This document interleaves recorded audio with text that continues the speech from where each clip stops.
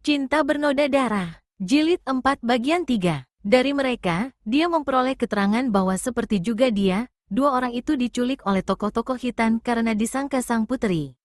Akan tetapi, begitu tiba di depan raja, mereka ditelanjangi dan diperiksa punggung mereka, karena katanya putri itu mempunyai tanda merah di punggungnya.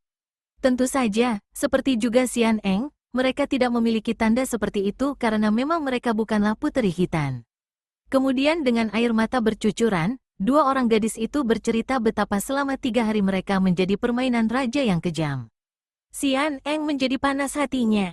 Jiwa pendekar dalam hatinya bergolak. Kalau saja ia mendapat kesempatan, tentu akan dibunuhnya raja hitam itu. Ia tidak dapat bicara banyak menghadapi penderitaan dua orang gadis itu. Akan tetapi setidaknya, percakapan mereka itu juga merupakan hiburan yang lumayan untuk melewatkan malam yang mengerikan ini. Tentu saja semalam suntuk mereka tak mampu tidur semenit pun juga, dan menjelang pagi, karena teringat bahwa para penyiksa itu tentu akan menghabisi nyawa mereka dengan siksaan-siksaan keji, dua orang gadis itu mulai menangis lagi. Xian Eng tidak mampu lagi menghibur mereka. Gadis ini mengambil keputusan bahwa kalau ia diberi kesempatan satu kali saja terbebas dari kuburan itu, ia akan mengamuk sampai mati. Terdengar derap kaki kuda dari jauh, makin lama makin dekat. Dua orang wanita itu menoleh ke arah Xian Eng dan air mata mereka bercucuran. "Adik Xian Eng, selamat berpisah," kata gadis di depan Xian Eng. "Mudah-mudahan kematian segera datang menjemputku," kata gadis di belakang Xian Eng, menyambut ucapan gadis di depan. Xian Eng terharu, akan tetapi ia malah memaksa diri tersenyum. "Enci, kalau seorang di antara kita mati, tentu yang dua akan mati pula. Bagaimana bisa bilang selamat berpisah? Kita takkan pernah berpisah kurasa, mati pun akan bersama-sama. Bukankah itu menyenangkan sekali? Kita akan selalu ada teman, biar di alam sana pun." Derap kaki kuda sudah dekat sekali, datang dari arah belakang mereka. 3 orang gadis itu dapat menoleh ke kiri kanan, akan tetapi tentu saja tidak mungkin menengok ke belakang, karena tubuh mereka yang terpendam tanah itu sama sekali tidak dapat digerakkan. Oleh karena itu, biarpun hati mereka ingin sekali, namun mereka tidak dapat memandang dan tidak tahu siapa gerangan penunggang kuda yang datang ini. Tak lama kemudian, seekor kuda yang besar dan kuat berlari congkelang dan berhenti dekat mereka. Seorang laki-laki berpakaian serba hitam melompat turun. Dua orang gadis itu hanya mengerling sebentar dan segera menutup mata dan menangis lagi. Pakaian orang ini sama dengan si iblis hitam, mengerikan. Akan tetapi, Xian Eng menoleh ke kiri dan memandang dengan mata tajam dan kening berkerut. Darahnya berdenyut-denyut, jantungnya berdebar, membuat ia merasa dadanya sesak sekali. Si jubah hitam itu sama sekali bukan Hek Giam Lo, melainkan seorang laki-laki muda yang berwajah gagah sekali, tampan dan memiliki sepasang mata yang sayu di bawah lindungan sepasang alis yang tebal, hitam, dan berbentuk panjang gompiok. Seorang laki-laki yang tampan dan tinggi besar. Yang membuat Xian Eng berdebar tidak karuan hatinya adalah jubah hitam itu, mengingatkan ia akan laki-laki yang pernah ia lihat punggungnya yang berjubah hitam dan topinya, topi pelajar yang mempunyai ekor 2 buah, yaitu tali hitam yang melambai ke bawah. Dan gambar pada baju di dada itu. Suling emas, celaka, pikirnya, kiranya musuh besar ayah bundanya yang datang ini, orang yang sudah membunuh ayah bundanya, sudah tentu mempunyai niat yang tidak baik terhadap dirinya. Dan orang itu semenjak melompat turun dari kudanya, terus memandangnya dengan sinar mata yang tajam penuh selidik. Akan tetapi, laki-laki itu segera melompat dekat, tangannya mencabut sebuah benda panjang kuning mengkilap. Sebuah suling, tak salah lagi, dialah suling emas, karena yang dipegangnya itu apalagi kalau bukan suling terbuat daripada emas. Dengan gerakan cepat ia mendekati Xian Eng, sinar kuning berkelebat dan sebentar saja tanah di sekeliling Xian Eng terbongkar. Setelah Xian Eng dapat membebaskan kedua tangannya, ia menekan tanah di pinggirnya dan meronta, terus meloncat ke atas, sama sekali tidak ingat bahwa pakaiannya tidak karuan macamnya karena pakaian itu sudah robek-robek dan hanya ia pakai sekadar menutupi tubuhnya saja. Begitu melompat dan berdiri, baru ia melihat keadaan dirinya, maka cepat-cepat ia menggerakkan kedua lengan menutupi dada. Pemuda itu menyumpah, keparat. Cepat ia membuka jubahnya yang hitam lebar itu, melemparnya ke arah Xian Eng. Kain jubah itu tepat sekali menimpa Xian Eng dan menyelimutinya dari leher sampai ke kaki. Kini Xian Eng berdiri terlongong, memandang pemuda itu yang kini tampak lebih gagah dengan pakaian dalam yang ringkas berwarna putih. Akan tetapi, laki-laki itu tanpa menoleh lagi sudah mengerjakan sulingnya, membongkar dari menggali tanah untuk membebaskan dua orang gadis itu. Kembali ia menyumpah karena kedua orang gadis itu malah dimasukkan ke dalam sumur dalam keadaan hampir telanjang bulat. Benar-benar setan, ia menyumpah dan dengan gemas ia merenggut kain bendera besar tanda Hek Giamlo, merobeknya menjadi dua dan menyerahkannya kepada dua orang gadis itu yang merasa berterima kasih sekali dan terus saja mengerobongkan robekan kain hitam itu ke atas tubuh mereka. Lekas, kalian naik ke atas kuda ini dan cepat pergi. Amat berbahaya di sini. Ia menoleh kepada Xian Eng, tersenyum sedikit dan berkata, Nona, kau yang terkuat di antara kalian bertiga, kau di depan dan cepat larikan kuda ini keluar wilayah Khitan. Semenjak tadi Xian Eng hanya melongo, tidak tahu harus berbuat apa. Kau, suling emas, akhirnya dapat juga ia mengucapkan kata-kata. Wajah tampan dan mata sayu itu menjadi agak muram, tapi ia mengangguk. Bukan waktunya bercakap-cakap, lekas pergi lebih baik, katanya. Akan tetapi, pada saat itu terdengar jerit ngeri dan dua orang gadis itu roboh terguling. Kain hitam yang menyelubungi tubuh mereka terbuka dan kulit tubuh yang putih bersih itu sekarang berubah menghitam, mata mereka mendelik dan bibir yang tadinya merah segar kini menjadi kering membiru. Ah, gobloknya aku, suling emas menarik napas panjang. Ih, mereka kenapa? Xian Eng berseru, cemas dan ngeri. Suling emas menunding ke arah robekan kain hitam tanda Hek Giamlo. Kain itu mengandung racun yang jahat. Mereka sudah mati, agaknya lebih baik begitu. Nah, mari kita pergi. Xian Eng tak sempat menjawab apalagi membantah, karena tahu-tahu tangannya telah kena dipegang dan disendal. Sentakan ini demikian kuat sehingga tak tertahankan olehnya dan tubuhnya melayang ke atas punggung kuda. Pada detik berikutnya, kuda itu telah lari cepat sekali dan suling emas telah duduk di belakang Xian Eng. Tapi, jenazah mereka itu. Xian Eng berseru sambil menoleh ke arah mayat dua orang gadis senasib yang menggeletak di atas tanah dan ditinggalkan begitu saja. Mereka sudah mati, mau diapakan lagi? Jawab suling emas tak acuh dan ia mengeluarkan kata-kata asing dari mulutnya kepada kuda itu yang meringkik keras lalu membalap seperti terbang cepatnya. Tidak karuan rasa hati Xian Eng. Memang ia telah terlepas daripada ancaman bahaya maut di tangan orang-orang Khitan, maut yang amat mengerikan. Akan tetapi, ia terlepas dari bahaya yang satu untuk jatuh ke dalam tangan yang lain. Ia kini terjatuh ke dalam tangan suling emas. Apakah kehendak orang aneh ini? Sikapnya mencurigakan, wataknya juga aneh. Ada kalanya tampak baik dan suka menolong, akan tetapi di lain saat bisa berhati keras dan kejam.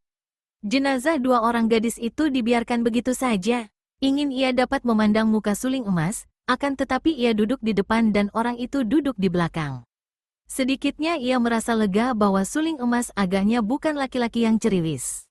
Tidak ada bukti-bukti yang membayangkan watak kotornya terhadap wanita. Sekarang pun, biar mereka duduk berdua di atas punggung kuda, namun suling emas duduknya agak jauh di belakang sehingga tidak menyentuhnya.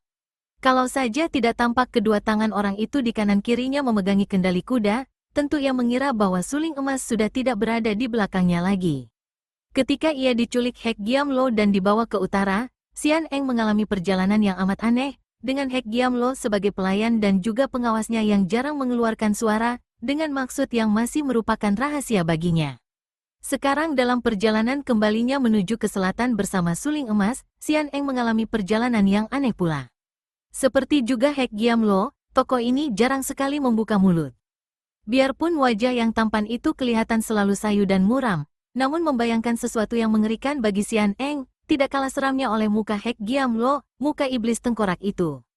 Bagaimana takkan ngeri dan seram kalau melihat orang ini diam saja, tak pernah memandangnya, tak pernah bicara, pendeknya, tidak pernah apa-apa seperti patung hidup.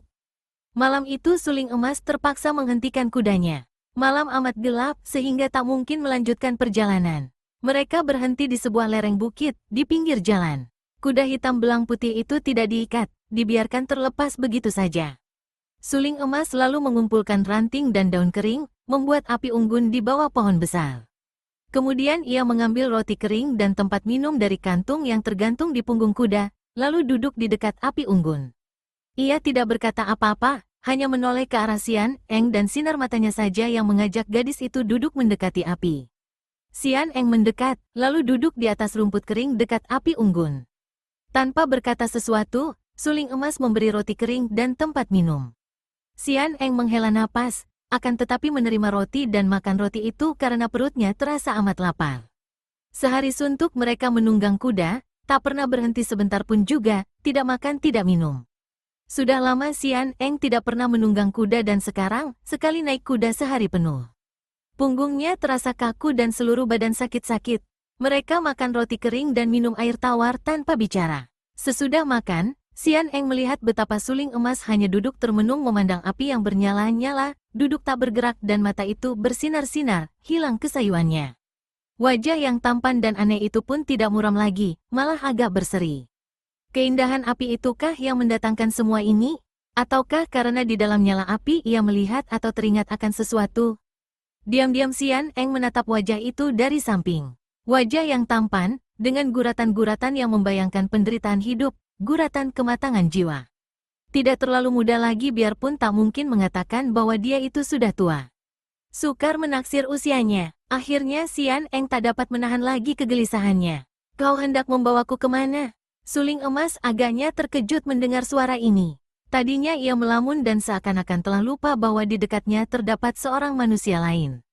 Suara Xian Eng seperti menyeretnya turun dari dunia lamunan dan ia menoleh sambil gagap bertanya, apa?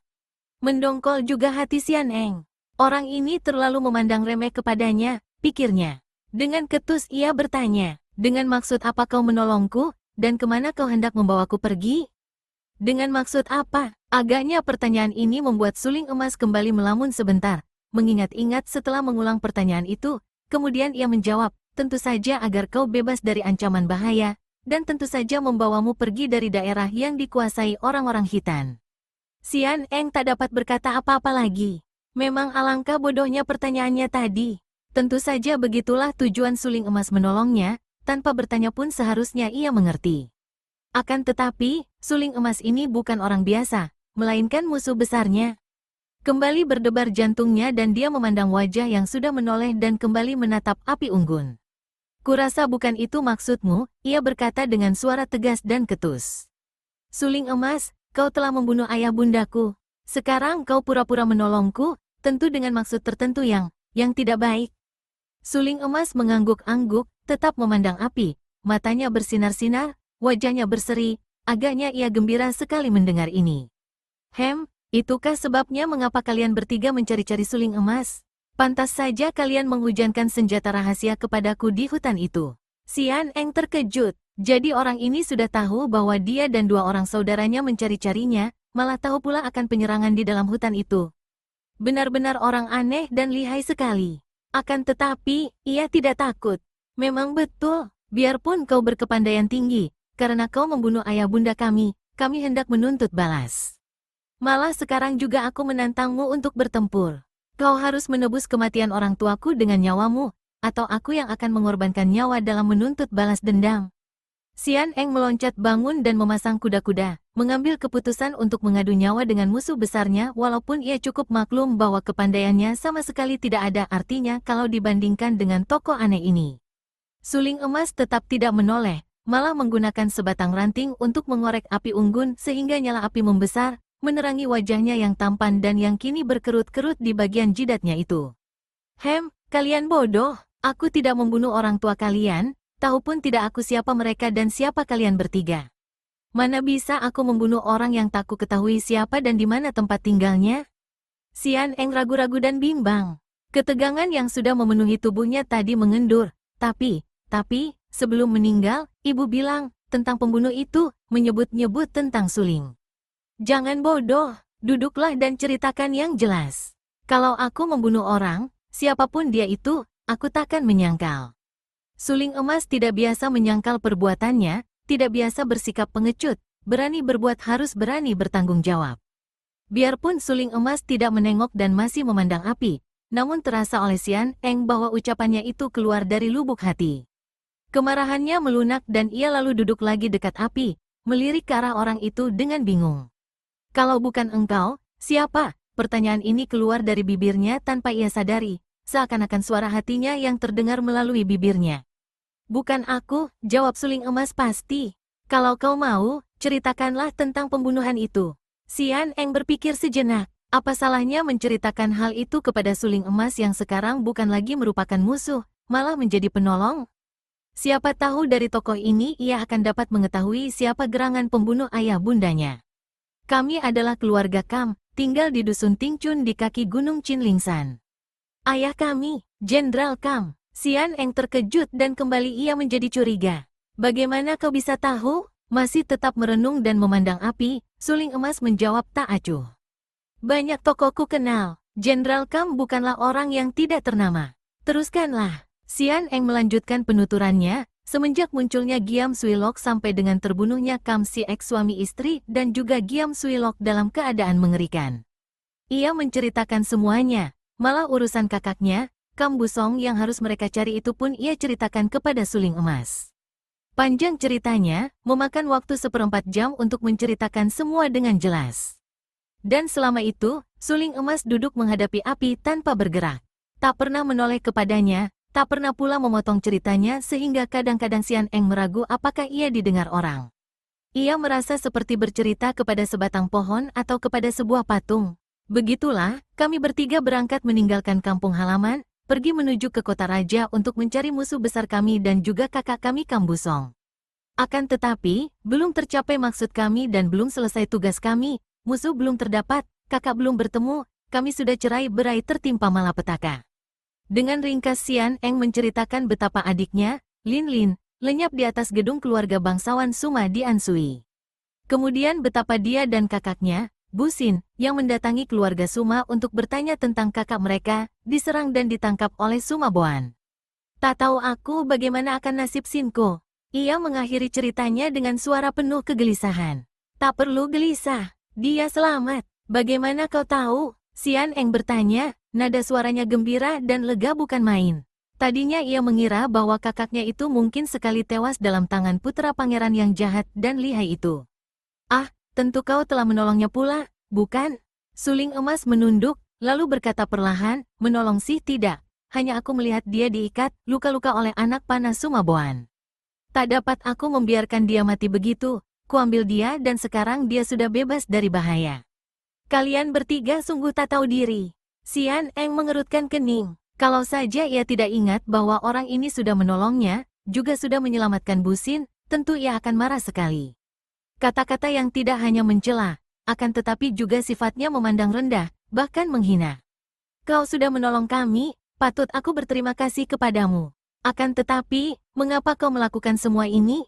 Mengapa kau menolong kami? Apa pula maksud kata-katamu tadi bahwa kami adalah 3 orang yang tak tahu diri? Suling emas bangkit berdiri untuk mengumpulkan ranting di sekitar tempat itu, kemudian ia membanting ranting-ranting kering itu dekat api unggun dan berkata, suaranya seperti orang marah, kalian bertiga dengan kepandaian yang tidak berarti begitu berani mati melakukan perantauan untuk mencari musuh besar yang belum diketahui siapa. Sungguh menyia-nyiakan usia muda. Apa yang kalian dapat lakukan kalau bertemu dengan orang-orang jahat? Bagaimana seandainya bertemu dengan orang yang membunuh ayah bundamu?